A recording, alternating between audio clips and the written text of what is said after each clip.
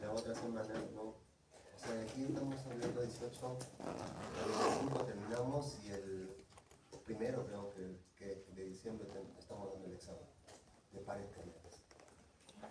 ¿Ya? Y ahí terminamos. Ya sus exámenes los voy a entregar la otra semana, por favor. Ya, para que puedan ver más o menos cuánto tienen o puedan hacer sus conclusiones con respecto a sus notas. Vale, ya.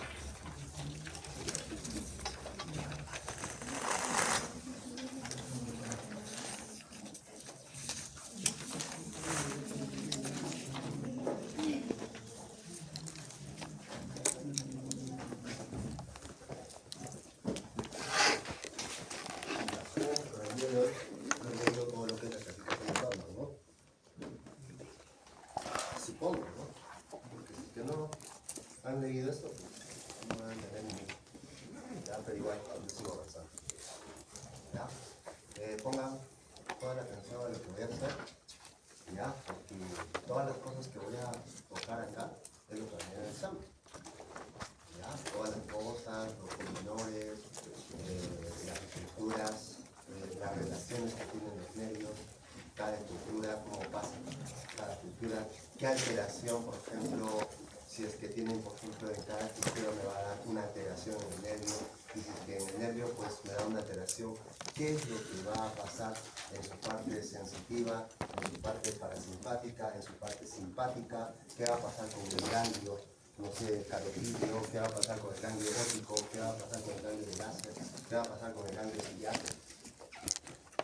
y así mucho más. ¿Ya? El examen final de pares craneales es 40 preguntas. Todos para rellenar.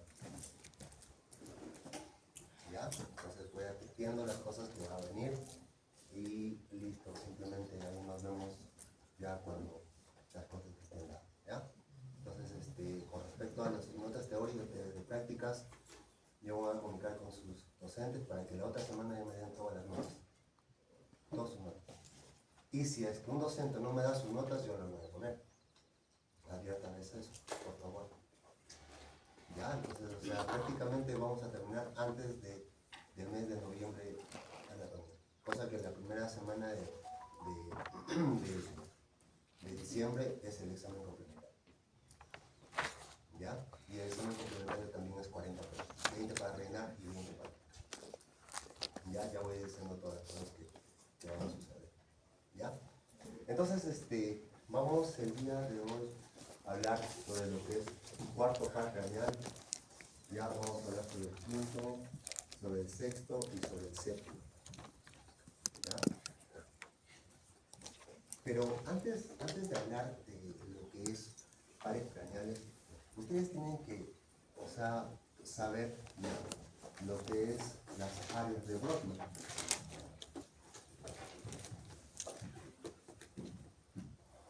Las áreas de Brodmann, ¿no? O sea, ¿cuántas áreas de Brodmann hay? A ver usted. ¿Cuántas áreas?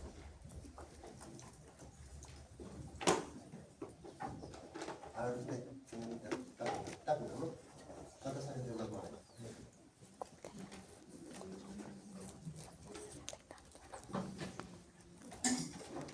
28. Eso hará tu cerebro. 28 está reducido. Si hemos tocado la vez pasada áreas de Brodmann, hemos dicho el área primaria de la actuación, el área primaria de la visión, área secundaria, área del habla, y se supone que para hoy día hemos estudiado área de Brodmann, ¿no?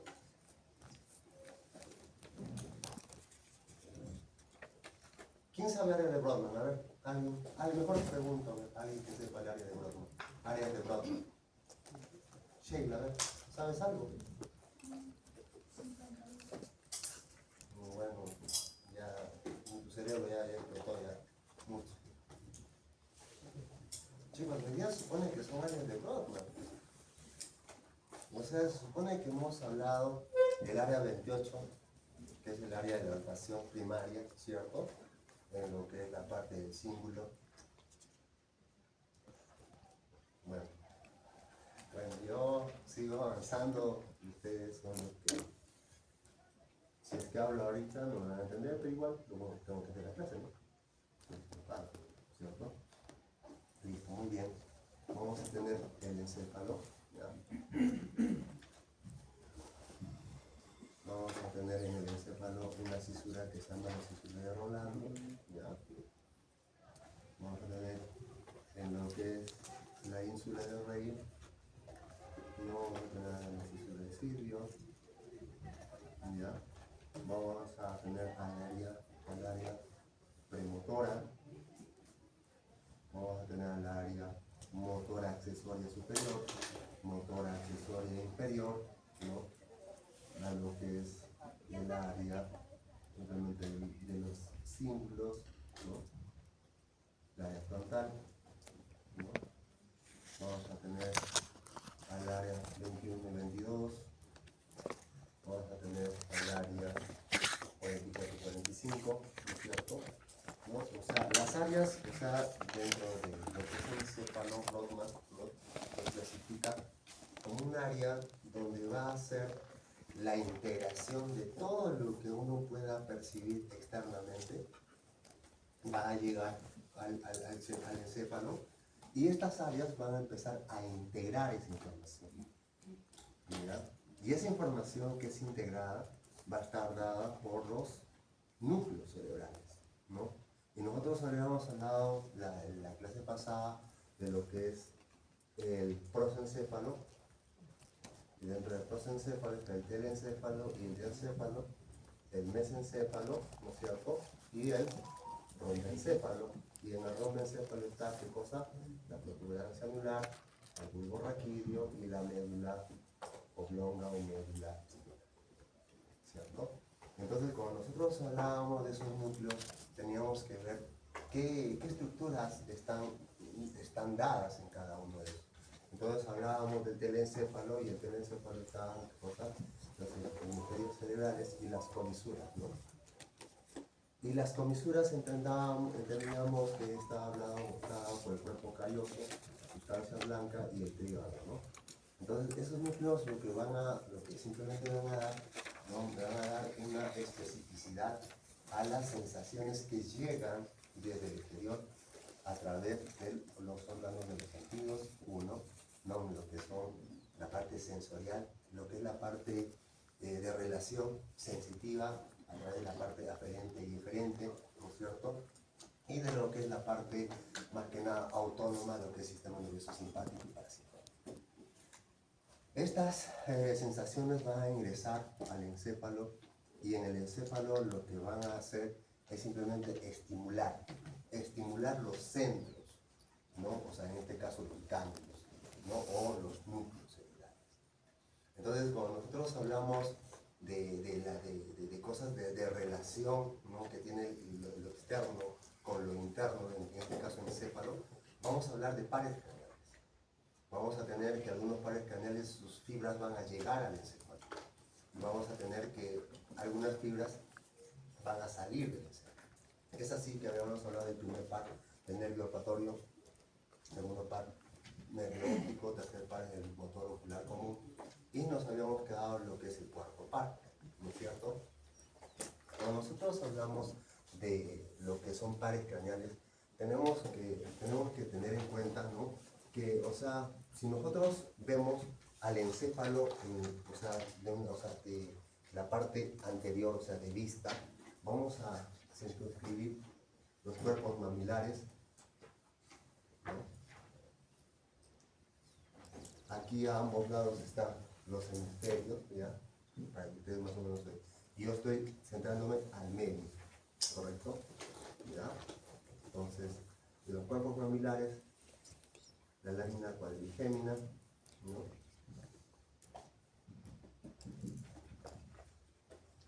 De la lámina cuadrigémina viene lo que es el pedúnculo cerebeloso superior, y aquí voy a tener la protuberancia, ¿no es cierto? La protuberancia, el mesencéfalo, protuberancia y bulbo raquídeo me van a formar, ¿qué cosa? El troncos. ¿Ya? Ese es el tronco. Entonces, cuando nosotros tenemos, o sea, el tronco cerebral, ¿ya? Vamos a ver que, o sea, dentro de esta protuberancia anular, ¿no? Va a haber núcleos que van a estar, entendamos, esta es la línea media, ¿ya? Va a haber núcleos que van a estar cerca a la parte de la línea media, entonces van a ser los núcleos mediales. Por eso es que de repente tal vez en tu libro o cuando lean va a haber núcleos mediales, ya que se acercan a la línea media. Y va a haber núcleos laterales, que se acercan, se alejan de la línea media. Van a tener, o sea, como esto lo estoy viendo de frente, esto va a tener una parte dorsal, por eso dice dorso, medial, o sea, parte posterior, línea media, o si no, dorso lateral. Eso, o sea, esos nombres van a encontrar en sus libros. ¿Ok? Entonces, por eso es que yo ahorita quiero, o sea, primero, o sea, que ustedes entiendan esos nombres, que cuando ustedes vayan al libro, dorso medial, dorso lateral, ¿no? Entonces, o sea, o la parte dorsal, la parte ventral, o lo que es por encima, o sea, el piso, por ejemplo, del tercer ventrículo, van a encontrar ahí, ¿no es cierto? Los ventrículos en el cerebro son acumulaciones de líquido cefalorraquídeo, ¿ya? Y los ventrículos generalmente son estructuras que simplemente se llenan de ese líquido cefalorraquídeo.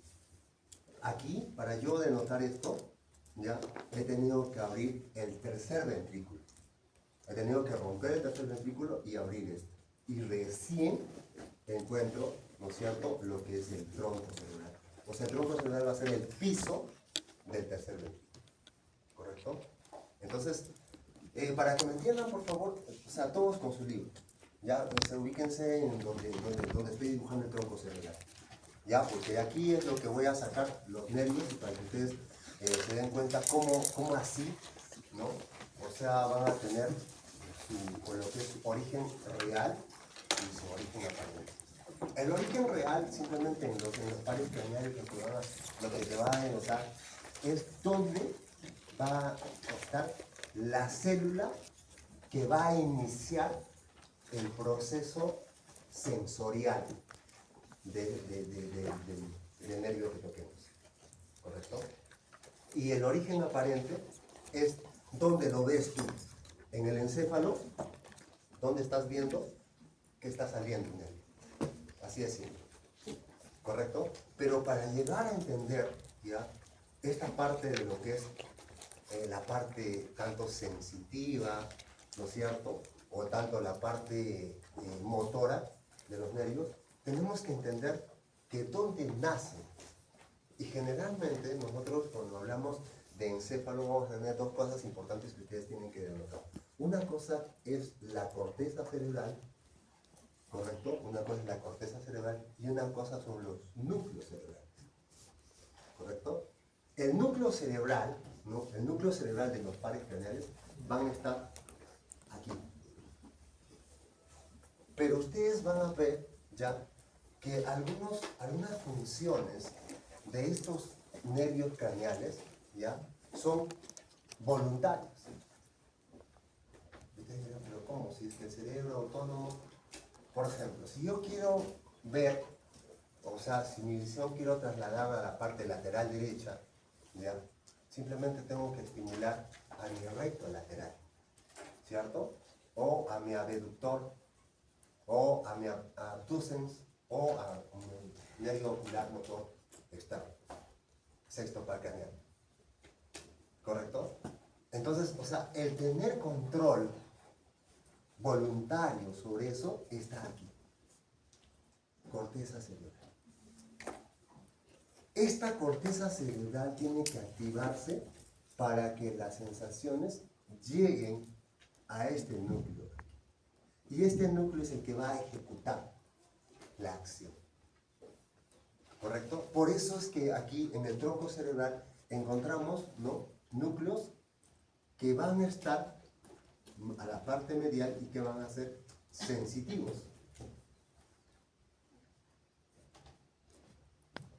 y vamos a tener músculos que tienen la parte lateral, que son motores. La parte motor, en lo que es el tronco cerebral, es más pequeña que la parte sensitiva. Y es así, ¿no?, que nosotros cuando vemos, cuando lo denotamos, ¿no es cierto?, esto es como un tracto. Tracto es como una cintilla. Y lo veo solo. Y ahí simplemente los neuroanatomistas le dieron tracto solitario. Superior, medio y inferior.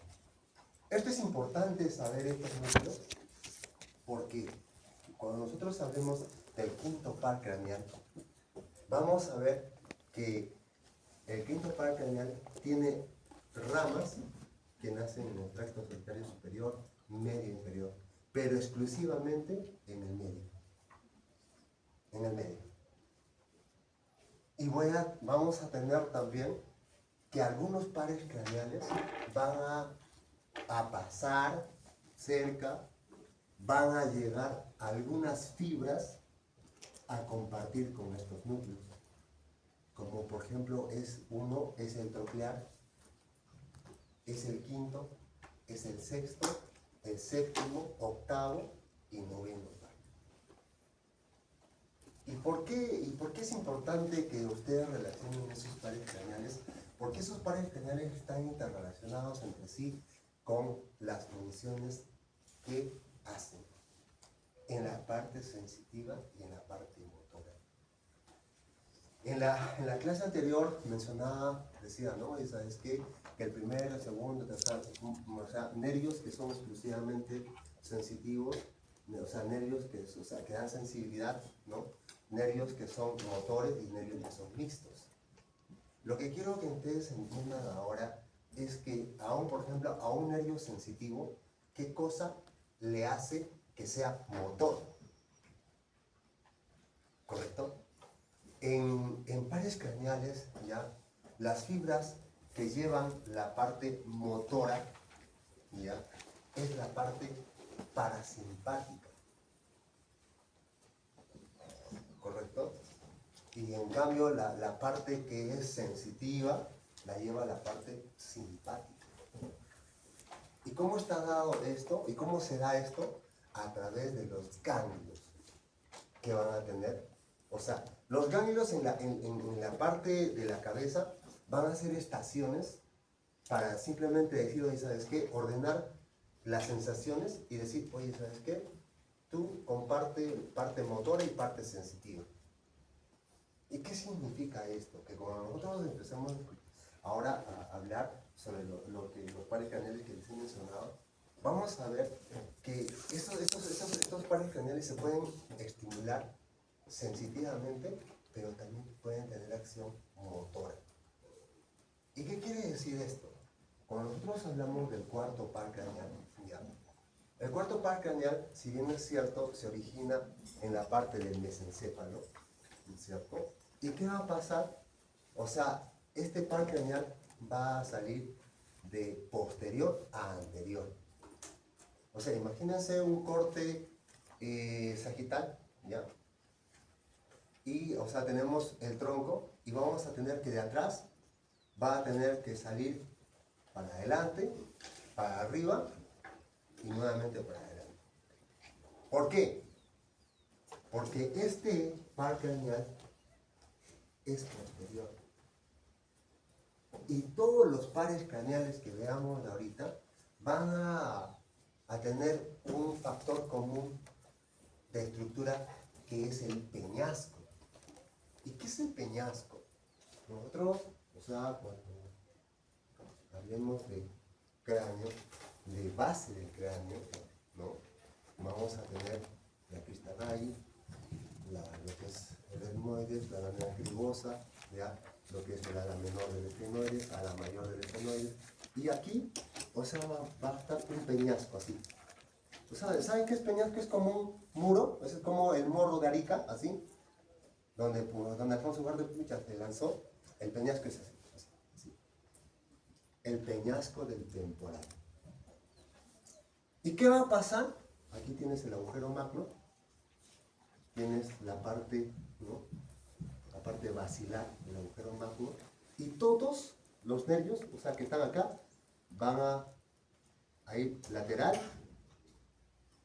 y para adelante. Y van a buscar sus orificios, tanto el agujero oval, el agujero redondo, el agujero rasgado posterior que se divide en dos, y el agujero rasgado anterior.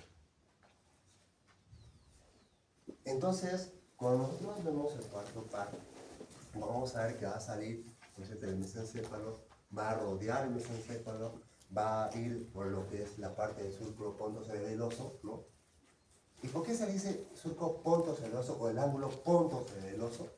Aquí hay algo fácil. Tenemos los pedúnculos, cerebeloso superior, cerebeloso inferior.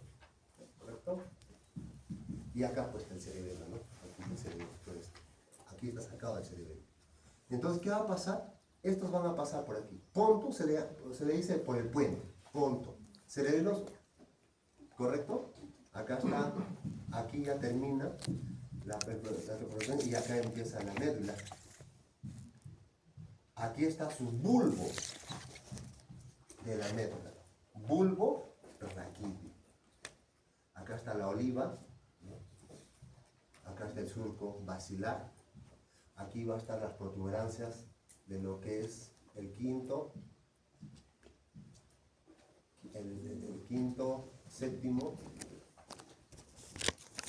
y el sexto, ¿no? O sea, ustedes en su libro van a ver aquí en lo que es el puente malóleo, van a ver unas protuberancias. Estas protuberancias es el acúmulo de cuerpos neuronales de los pares craneales. ¿Correcto? Entonces, ¿qué va a pasar? Vamos a tener, ¿no es cierto? Al troclear sale, ¿no? La parte posterior va a lo que es para lo que es superior y va lateral y anterior. ¿Cierto? ¿Ya? Superior, lateral y anterior. O sea, tiene que subir, lateral y para adelante. Porque tengo que alcanzar este agujero rasgado anterior, por donde está ingresando el nervio óptico y por donde van a salir estos, para lo que es la cavidad orbitaria. ¿Cierto? Entonces, cuando empiezo a ver, ¿no?, la salida de este nervio, va a ver que va a pasar por la parte petrosa, ¿no es cierto? ¿Ya? Y luego va a alcanzar lo que es el agujero rasgado anterior. Pero antes de que alcance el agujero rasgado anterior, ¿ya?, todos los nervios van a compartir otra estructura antes de ingresar al agujero rasgado anterior. ¿Qué cosa es? El seno petroso. ¿No es cierto? ¿Y qué es el seno petroso? Simplemente es el seno, o sea, es el acúmulo de venas de drenaje del cerebro. Las venas de drenaje del cerebro, eso cuando ya de repente hay oportunidades que tocamos lo que es cráneo, ¿no? O sea, en el cráneo, en la cabeza, el drenaje venoso está dado por senos. Y que al final todos esos senos, ¿correcto? El seno cavernoso, seno petroso, etcétera, etcétera, van a drenar aquí, a la parte occipital, a lo que es la prensa erófilo. ¿Correcto? O sea, en la mitología griega, o sea, por ejemplo, Herófilo, o sea, veía, es como que de repente, por ejemplo, todas las lagunas que están en la parte superior de la sierra, ¿ya?, drenan a un sitio y simplemente ese sitio va a suministrar, como se llama, la sangre a tal sitio. O sea, por ejemplo, aquí Guaitapayana, Morococha, se juntan y drenan a lo que es la vena yugular interna. Pregunta de examen, ¿no? Vena yugular interna, ¿no? ¿A través de qué agujero? Del agujero rasgado posterior, ¿no? Y que va a pasar con la arteria basilar, ¿no? Eso ya, bueno, lo vamos a ver si tocamos cabeza. Entonces, ¿qué es lo que va a pasar? Va a llegar aquí, va a entrar también por la parte celar, ¿no? Y la parte celar, ¿qué cosa es? Donde está pues, la hipófisis, ¿no? Entonces va a llegar, va a perforar lo que es el seno cavernoso, ¿no es cierto? El seno cavernoso, o sea, ya igual el seno petroso, seno cavernoso, y ingresa a lo que va a estar. Pero ingresa no junto a lo que es el nervio óptico, que ingresa por fuera del nervio óptico. O sea, por fuera de un anillo, ¿no? ¿Cómo se llama ese anillo? El anillo de zinc, ¿no? Entonces, por fuera de ese anillo, el anillo de zinc, ¿no? Ingresa por fuera. Y medial, ¿no? A lo que es el nervio. Y una vez que ingresa, ¿no? Ahí se ubica, ¿no es cierto?, en lo que es la parte superior al nervio ¿qué? Frontal. Al nervio frontal. ¿Y el nervio frontal quién es? Rama del nervio, es una de las ramas del nervio oftálmico. ¿Y quién es el nervio oftálmico? Es una rama del nervio ligero, ¿no? Entonces, llega aquí. Y este nervio troclear, ya, lo que va a hacer, va a recibir ramas. Y en este caso va a recibir una rama de lo que es el nervio maxilar. Y le va a hacer como un asa. ¿Correcto? Aparte de eso, este nervio, ¿no?, va a recibir también ramas palatinas. ¿Ya? O sea, el nervio troclear va a recibir ramas parasimpáticas. En cambio, el nervio obtucens no recibe, el nervio de frente va a lo que es el recto lateral externo. En cambio, este va y va a inervar solamente a un músculo, que es el oblicuo externo o oblicuo superior. ¿Correcto? Ahora, cuando nosotros nos ubicamos en lo que es la fosa orbitaria, aquí tenemos como un gancho, y que ese gancho permite a que el tendón del oblicuo externo lo utilice como un gancho, y pues me sirve como una tróclea, ¿no? O sea, una tróclea. O sea, imagínense, o sea, si nosotros vamos a lo que es anatomía del miembro superior, la parte troclear, ¿no? Así funciona. O sea, le hace así y como una tróclea. ¿Correcto? Y esta tróclea me va a servir para que cuando nosotros hablemos de lo que es el nervio oftálmico y el nervio, o sea, el nervio frontal, ¿ya?, en lo que es la división entre lo que es la parte supraorbitaria o supratroclear y lo que es el nervio infratroclear, ¿no? Entonces, cuando hablemos de, o sea, de este nervio, ¿no?, troclear, vamos a hablar de todas sus relaciones que tiene y cómo así llega hasta el oblicuo, ¿no?, externo o superior. Una de las, de repente tal vez sea de la importancia, de repente de resaltar de este nervio, es que este nervio, o sea, cuando sale de aquí, o sea, sale de la parte izquierda y cruza a la parte derecha. Y el de la parte derecha cruza a la parte izquierda. El nervio troclear hace una decruzación en su inicio, ¿no es cierto?, de lo que es la parte de la creación, ¿no?, de sus ramas, que van a ver en el tronco cerebral cuando vean su origen aparente. Su origen real, si bien es cierto, está aquí, ¿no?, en el tronco, en el encéfalo, pero sus axones van a entrecruzarse. Lo que no sucede, por ejemplo, con el motor ocular externo, ¿cierto? Su axón es derecho y es derecho. ¿Correcto?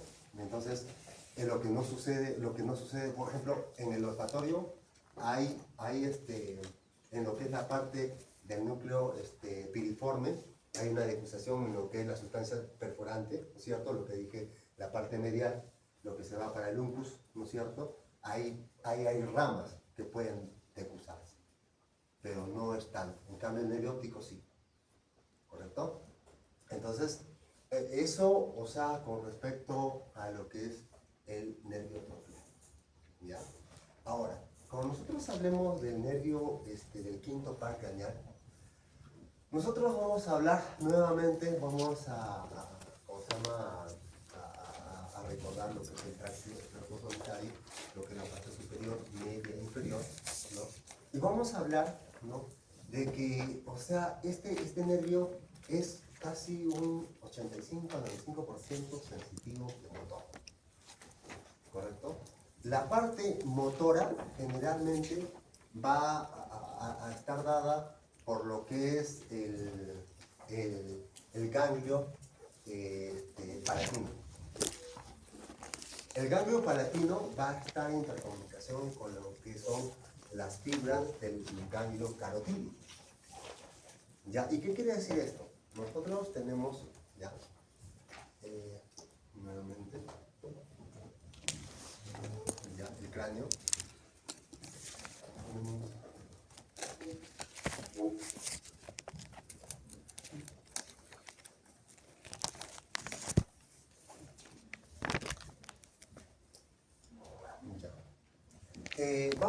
Vamos a ver que, o sea, cuando el quinto par se origina, ¿ya? Se origina y tiene un origen mesencefálico, un origen de la protuberancia y un origen vulvar. O sea, las sensaciones que se dan del cuello para arriba van a estar interconectadas con estos núcleos, ¿correcto? Y estos núcleos simplemente van a ser delgados, en cambio en el puente van a ser gruesos, porque aquí va a estar la mayor concentración de neuronas sensitivas y aquí va a ser delgado. O sea, también va a recibir sensaciones de mesencéfalo. Entonces, cuando nosotros vemos esto, ¿no?, aquí simplemente se origina la parte lateral, la parte motora, y se inserta para que simplemente sus fibras, ¿no?, simplemente vayan a lo que es la parte dorsal lateral del puente, ¿no es cierto?, ¿no?, o de la protuberancia. El quinto par, cuando sale, ¿no?, de lo que es la protuberancia, va a tener a su nervio bastante grueso, sensitivo, y un nervio bastante delgado, motor. ¿Correcto? Los dos van a salir por la parte torso lateral del cuello. ¿Correcto? Entonces, cuando uno ve esto, ¿no?, ve esto, va a estar interrelacionado esa salida con donde descansa la parte basilar del tronco cerebral en el agujero magno. Y cuando empieza a salir esto, me voy a dar cuenta, si aquí está el cerebelo, entonces, ¿qué relaciones van a tener la salida de este nervio? Las arterias cerebelosas, tanto anterior e inferior, ¿no?, como la cerebral también media. Y el tronco basilar, que va a dar origen a lo que es el polvo de Willis. Entonces, cuando yo veo, ¿no?, cuando veo esto, sale esto, llego aquí, sus fibras, ¿no?, sus fibras van a empezar a separarse.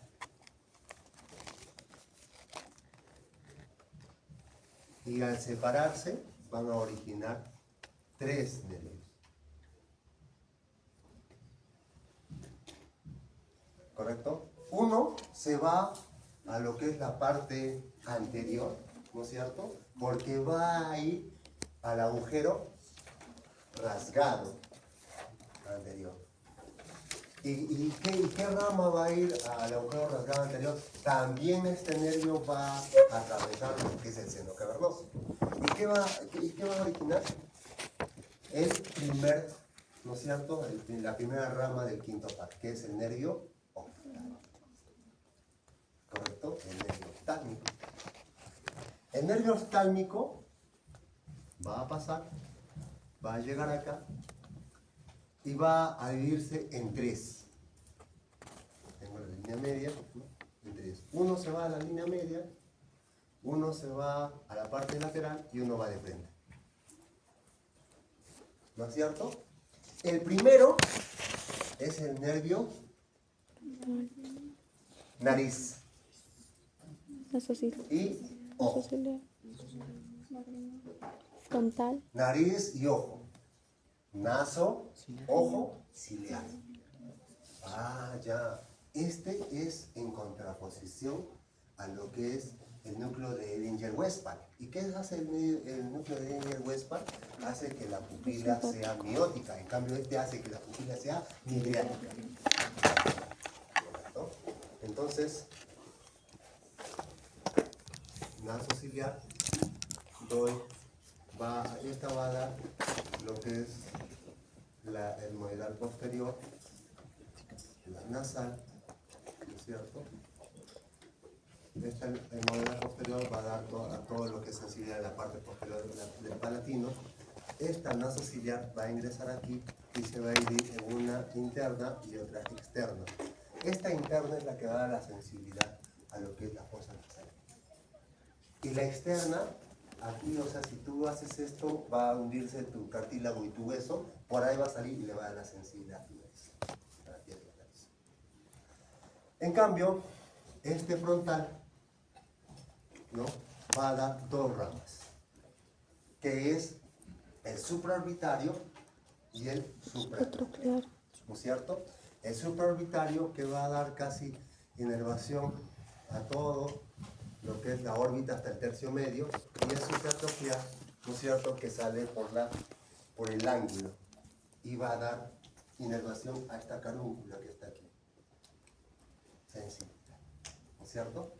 Y el otro que exclusivamente se va a la glándula lagrimal. ¿Ya? Esto, o sea, estos nervios, ¿ya?, cuando van a lo que es la parte orbitaria, van a recibir ramas de un ganglio que lo expliqué en el segundo par craneal, que es el ganglio ciliar. El ganglio ciliar, ¿qué es lo que va a dar? Es inervación parasimpática, ¿no es cierto? Porque ahí también termina el núcleo de Edinger-Westphal, ¿no? ¿Ya? Entonces, cuando nosotros tenemos estas ramas, vamos a ver que exclusivamente le va a dar sensibilidad, ¿no es cierto? Y cuando nosotros hablemos que estos nervios, ¿con quién está relacionado? Este núcleo va a estar relacionado también con el facial, va a estar relacionado con el vestíbulo coclear y va a estar relacionado con el glosofaringeo. ¿Y cómo se relacionan y cómo es la relación que tienen, ¿no es cierto? Con el séptimo par va a estar relacionado con el nervio cuerdo del tímpano, que lo vamos a ver ahorita. Con el octavo par va a estar relacionado con los conductos semicirculares. Y con el noveno, con la sensibilidad del glosofaringeo. ¿Ya? Entonces, cuando nosotros, o sea, hablemos de lo que es la parte del nervio oftálmico, ¿no?, tenemos que ver, ¿no?, que estas ramas, o sea, dan sensibilidad y dan contribución a los ganglios. Y si bien es cierto, ¿no?, o sea, aquí, o sea, hace un momento hablábamos desde el inicio que tenía una inervación, o sea, casi sensitiva, pero que también va a tener una inervación motora dada por lo que es el parasimpático. En este caso el parasimpático va a ser motor. ¿Qué va a hacer? Va a ser secreción. ¿Ya?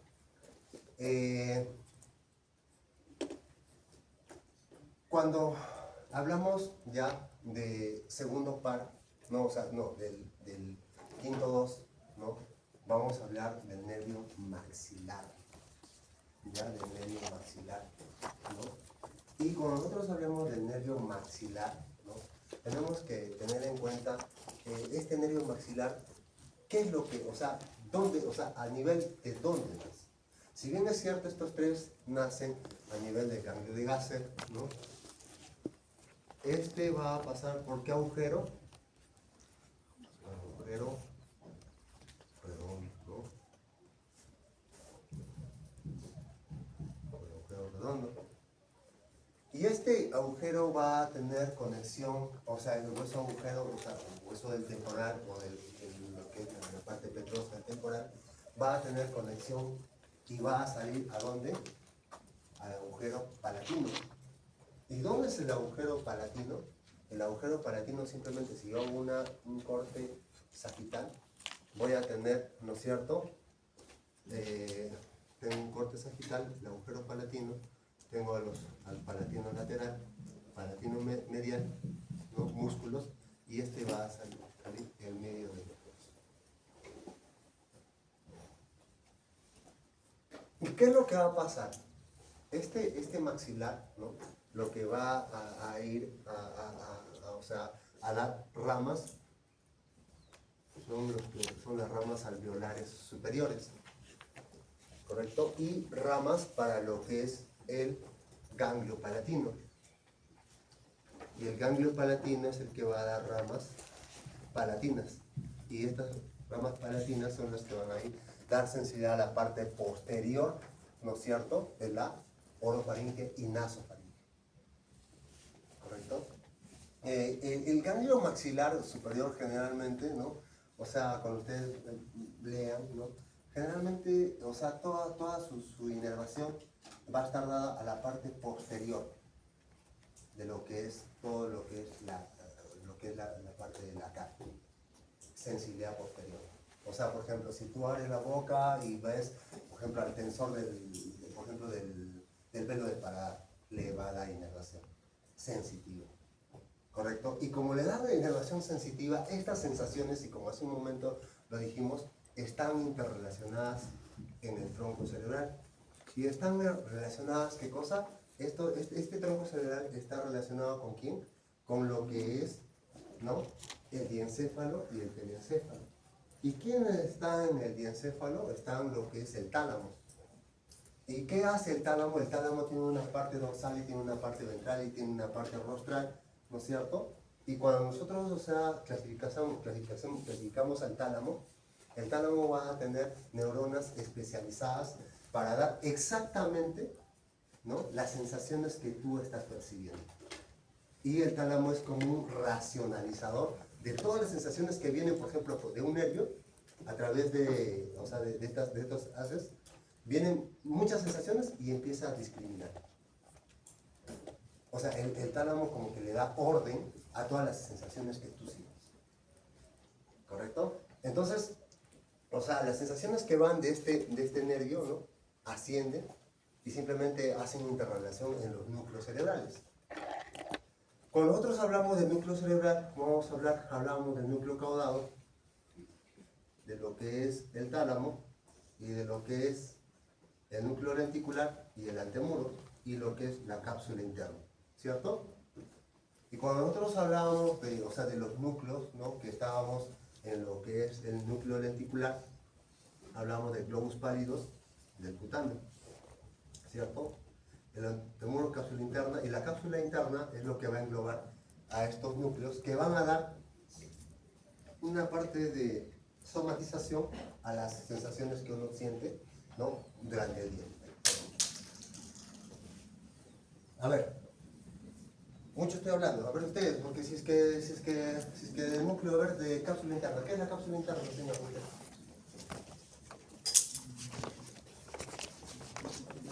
Porque la otra clase habla de cápsula.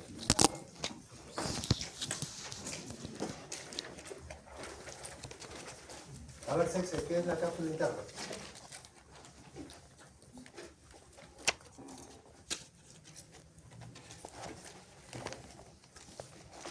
¿Han estudiado o no? Acá, la cosa no está que yo hable nada más, señores, ¿sabes? Ustedes se supone que han venido estudiando y han venido para que me pregunten.